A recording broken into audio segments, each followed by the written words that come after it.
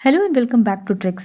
WhatsApp ने Indian government के against एक लॉ सूट दाखिल किया है दिल्ली हाई कोर्ट में रिगार्डिंग न्यू आईटी रूल्स, जिसके तहत व्हाट्सएप को ट्रेस करना पड़ेगा कि मैसेज कहां से ओरिजिनेट हुआ। न केवल व्हाट्सएप को बल्कि जितने भी मैसेजिंग ऐप्स हैं जिनके 50 लाख से ज्यादा यूजर्स हैं उनको ये आईटी रूल्स मानने पड़ेंगे।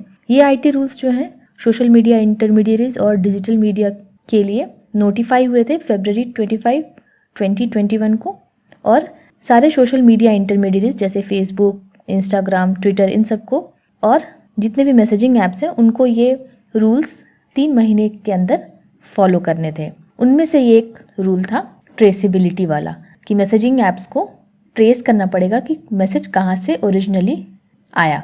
व्हाट्सएप ने इसीलिए केस किया है। व्हाट्सएप का आर्ग्यूमेंट है कि ये जो रूल है, इस रूल के बाद व्हाट्सएप को यूजर का डाटा स्टोर करना पड़ेगा। करंटली वो डाटा स्टोर नहीं करता है। और ट्रेसिबिलिटी का मतलब है कि अब जितने भी मैसेजिंग ऐप्स है वो और भी ज्यादा यूजर डाटा कलेक्ट करेंगे ऐसे समय में जबकि यूजर्स प्राइवेसी चाहते हैं, कम से कम अपना पर्सनल इंफॉर्मेशन शेयर करना चाहते हैं।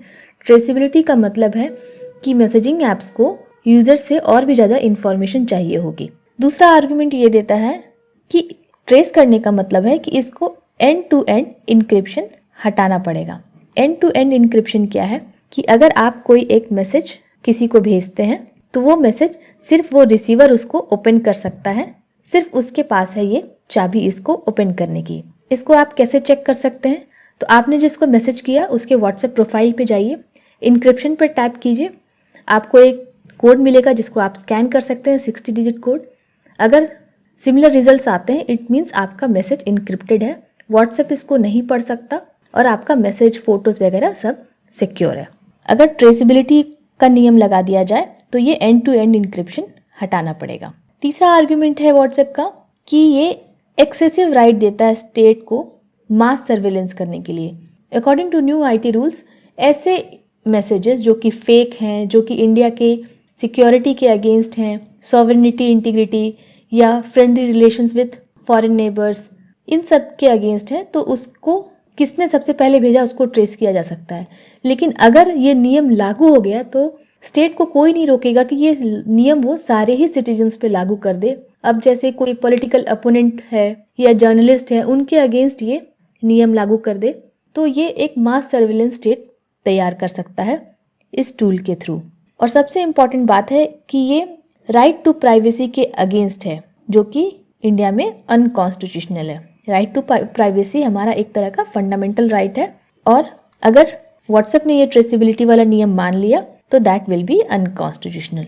तो ये व्हाट्सएप का आर्ग्यूमेंट है। गवर्नमेंट ने क्या इस पे आर्ग्यूमेंट दिया है? सबसे पहले तो गवर्नमेंट का कहना है कि राइट टू प्राइवेसी एक एब्सोल्यूट राइट नहीं है। एब्सोल्यूट राइट का मतलब कि इसको बिल्कुल भी इंक्रोच नहीं किया जा सकता किसी भी हालत में। गवर्नमेंट का कहना है कि अगर किसी मैसेज से देश की सुरक्षा में हानि होती है, इसकी यूनिटी सॉवरेनिटी पे बात आती है, तो राइट टू प्राइवेसी उस समय एब्सोल्यूट नहीं रह जाती है। दूसरा पॉइंट ये है कि ऐसे लॉज जो हैं, ऐसा नहीं है कि सिर्फ हमारे ही कंट्री में, दूसरी कंट्रीज में भी है, जैसे USA, UK, Canada, Australia, New Zealand, इन सब ने भी व्हाट्सएप से रिक्वेस्ट किया है कि अपने प्लेटफॉर्म पे वो ऐसा सिस्टम करे ताकि जरूरत पड़ने पे एंड टू एंड इंक्रिप्शन हटा करके इंफॉर्मेशन लिया जा सके पब्लिक सेफ्टी के इशू में।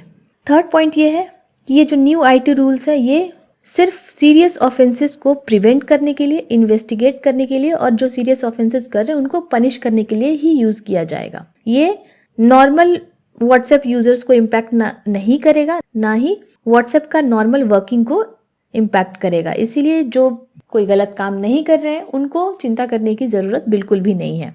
गवर्नमेंट ने यह भी कहा है कि जब ये रूल बना था उस समय व्हाट्सएप ने इसके बारे में कोई भी ऑब्जेक्शन नहीं किया था और सिर्फ एक एक्सटेंशन मांगा था 2018 में, अक्टूबर में।